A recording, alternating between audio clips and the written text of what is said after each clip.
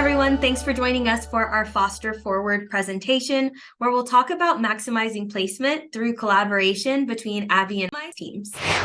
In this presentation, we're going to be going over our collaboration goals with our programs, the current foster programs we do have for large dogs with behavioral needs, how we go about marketing our pets, and what our two teams contribute, communication specifically with our foster base, and then the foster pet support that we provide both on the behavior end and foster end. When we talk about our goals with collaboration, it's always important that not one team is putting more effort than the other. And for us, it was really important that with these programs, we highlight dogs with behavioral support needs as a united front, which means not just our department with behavior and foster, but our client services who deals with adoptions, our volunteer programs are all going in with a united front, providing the same information, the same tone, and making sure that we're removing boundaries and encouraging new ideas with all levels of staff. And most importantly, we're providing supportive care and building confidence with transparent counseling. Our adoption program is an open adoption policy, so we really want to make sure that we are building confidence and making sure that fosters and adopters are both given the right amount of support to be successful within their placement, whether that's temporary or permanent with adoption. We have several programs, and with our programs, we want to make sure that it's not limiting the pet from leaving the shelter, whether that is temporary or through adoption. This is primarily focused with foster, but with all foster pets, we hope that they find permanent placement with an adopter. We have several programs that we try to use to get marketing material, specifically our weekend and day trip fosters. This can be done by a volunteer or a foster volunteer that we have registered with our program. So dogs are able to go out, get those home notes. We're getting better marketing materials like photos and videos, and it gives the pet a break away from the shelter. So this is really what we provide our large dogs to be able to get marketing materials and information for potential adopters. Is it tasty? We also offer a Foster First program. This is a 7-day kind of run for interested fosters and adopters. So they go through the same adoption process. So they're giving the counseling, they're getting talked to with behavior, and they are provided the same amount of counseling as a regular adopter. They'll sign up for our foster program, so they'll be registered foster volunteers with us, and they'll be able to take the pet home with a 7-day trial period. So any dog or cat that has been with us for available for adoption for 2 weeks is qualified for this program. We usually do anywhere from 20 to 30 foster first candidates a month. So it's a really successful program. At that 7-day mark, our client services will call the potential foster and adopter to make sure that we're finalizing that adoption. In some cases, we have had adopters say, this is a little bit too much. I need a couple more resources to make sure that we're finalizing that adoption. So they might not want to be the permanent placement for that foster pet, but they still want to be within the journey of that pet to find their adopter. So we would be looking at our programs with our behavior team. So my team will actually oversee 2 of the behavior foster programs that we have. And the first is going to be our general behavior foster. And we paired these particular types of fosters up due to the pet, specifically in this case, the dog, showing behavior that's impacted from the shelter environment. So this could be the other dogs in the kennel, the constant and fluctuation of people coming through. And what we see is that these dogs show behavior such as being shut down, fearful, or wanting to have little interactions with the adopters due to that environmental fear. So typically we'll pair that pet with a behavior foster so that we can, 1, get more information on how that pet is in a home environment, right? So how does that pet show its behavior outside of these environmental stressors? And 2, we are able to see what that acclimation period looks like in a home. So how can we talk to adopters when they come in to let them know, hey, this pet was shut down in shelter, but after 2 weeks in the home, this is what we actually saw. We also have what's called our unicorn foster, and this program is set for pets that need behavior modification for undesirable behavior traits. So this can include being reactive with other dogs, so pulling and lunging on leash, or being jumpy and mouthy, so jumping up, tugging at the leash, and things like that, which we can interrupt or modify using specific training plans. We do a lot of marketing with our teams to learn a little bit about what the pet needs to go forward. So the way we share information between our teams for marketing that pet is initially started with an email plea that goes from my team to Abby's team. In this email plea, we include a lot of information about the pet's personality, the pet's needs, and where we can find more of that information.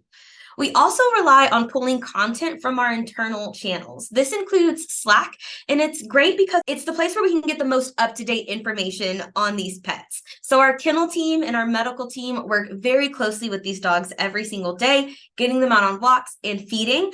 And they post all of that content into Slack during their interactions. So we typically do have that as well. We also use our internal Trello channel to communicate behavior plans and behavior plan changes, which I'll show you in the next couple of slides. And we rely on PetPoint for our most up-to-date information for assessment. Our typical email pleas will include a lot of information, such as how long that pet is needing to be in foster. We found that our fosters do like having a timeline so they can know if they need 2, 4, 6, 8, or 12 weeks to commit to the pet. We discuss what type of counseling is needed. So whether or not they need to we recommend they bring their dog in for a dog meet and greet. We have bio notes, counseling recommendations, such as if we know whether or not they are good with children or other dogs, and then some bullet points about their personality. This is a template that we are able to copy and just paste the information into. In our Trello, we have all of our behavior pets listed that my team is currently working with, and we use tags that tell us whether that pet is on a confidence building plan, whether it's on a plan for jumpy mouthy, and we include supportive documents on those Trello cards as well. We're able to copy and paste that information right into an email with the adopter. This is in the middle. You'll see our personality updates from our team in Slack. They really love sharing their experiences and their photos and the things that they learn about the pets during their interactions. So we're able to pull that information by searching the pet's name right from our Slack channel. And lastly, in the final column to the right, you'll see where we store information for assessments, such as our playgroup assessments, our test for resource guarding assessments, and if that pet is on any particular training plans. Once we get all of this great information from our behavior staff, we're able to now market the pet towards our foster base or on a bigger scale with our marketing team. So we have a foster and Instagram page dedicated to our foster base. It's a private group, which is common with a lot of foster base rescues and programs. This is able for us to market the pet on our current foster base. If we feel that we don't have the particular foster base for a certain pet, then we'll move it up into marketing to display them on our Foster Fridays. We also have a public foster website where anybody can look and scroll through the current pets that we have available for foster. We utilize Better Impact, which is our foster and volunteer-based program where we can send mass emails to everybody. As you can see here, we have our foster website. This website is connected to our main Operation Kindness website, so anyone who's interested in fostering can see what animals we have on display. A lot of these animals that are on the public-facing foster website are animals that qualify for our adoption trials, our behavior foster, or medical fosters. You can see Willow here. He qualifies for our Foster First trial. So we have his bio, great pictures, notes, and if anyone was really interested in fostering Willow through these programs, they can click the button right there that says Become a Foster. That links them directly to our foster application, and they can express interest in Willow and whatever programs they're available in.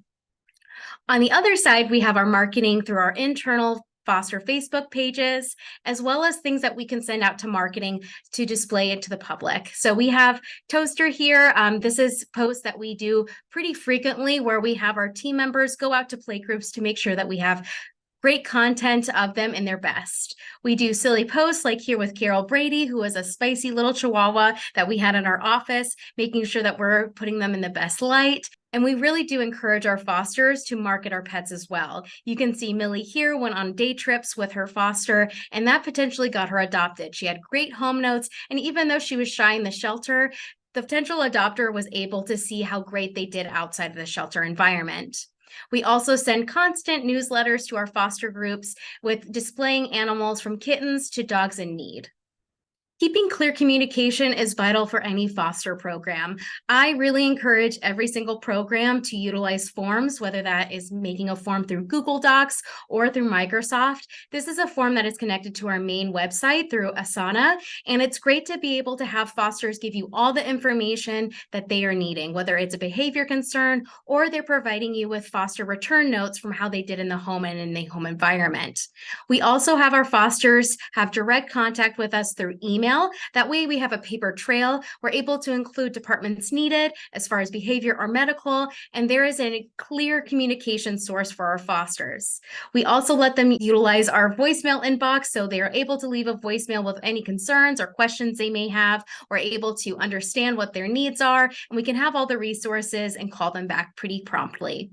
We have a Facebook group that supports our fosters with everything. So if they're needing some small little tips that doesn't necessarily need to utilize our behavior team, they're able to support them in those ways as well. We have these great QR magnets that have QR codes that direct them to all of our forms necessary and through a foster emergency contact information. This goes through processes for emergencies, whether it's behavior or medical. We also have links to all of our forms that they are given at pickup and any other tips and tricks they might need as they have the dog in the home. We offer support for our fosters in a variety of different ways, both on the behavior side as well as the foster side. On the behavior side, we do offer a counseling session at the time of the meet and greet. And what this looks like is one of the behavior team members will be present during the meet and greet, as well as a foster team member, to go over the behaviors that we have seen in shelter, the plan that we have for training, and then we'll actually demonstrate that plan during the interaction so that the foster really understands what training needs to look like for them. In addition to speaking during the counseling session, we also have a behavior packet, which is a set of printables and training plans that the foster can take home with them. And this is great because it's an easy access way if they want to hang it up on their fridge so it's visible for them or store it in a folder. They have those tangible items that they can go back to and read or check the photos on. That information is also included in an email. Because it is all stored on our Trello board, it's really easy to print directly from that card or to drag and drop it into an email using the email that is provided on the foster's information in PetPoint. It takes us just a couple of seconds to drag and drop it over and send it via email. So the person, again, has that information available, whether it's on their cell phone in their pocket or in their computer in their home. Additionally, if you have not heard of Good Pup, you definitely want to check them out. We do utilize Good Pup scholarships for some of our behavior fosters. It pairs them up with a trainer that will support them for 4 weeks, both via text and training sessions via the app. So we are able to provide that support for our fosters as well. And if the foster wants a little bit more time to determine if this is the correct placement for them or if they can meet the needs of the training plan for that particular dog, we will offer them adoption trial extensions within reason.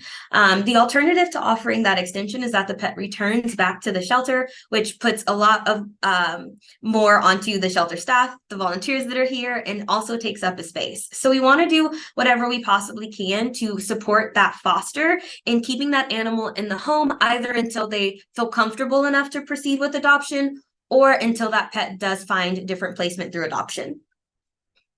On the foster side, we provide several forms for easy communication from our teams. So we have a foster supply form as well as behavior concern forms. With the foster supply form, if they need any sort of supplies, whether that be medication, behavior support, anything that they really need to provide for a foster, they can fill out that form and it gets sent directly to our inbox.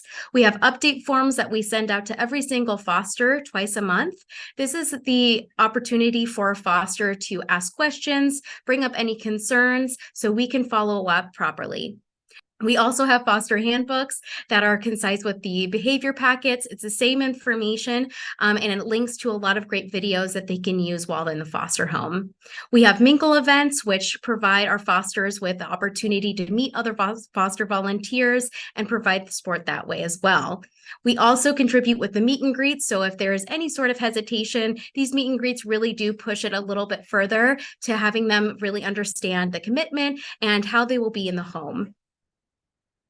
We wanted to show y'all in real time what this can actually look like. So I'm going to talk to you a little bit about Nino, who initially came to us and was showing high stress in the shelter environment. He would pace, he would over vocalize, he would spring up and down in his kennel, and he was having a difficult time keeping on weight and was having a lot of GI issues. Our medical team did their best to try to pinpoint what was going on, right? Is it just terrible gut flora?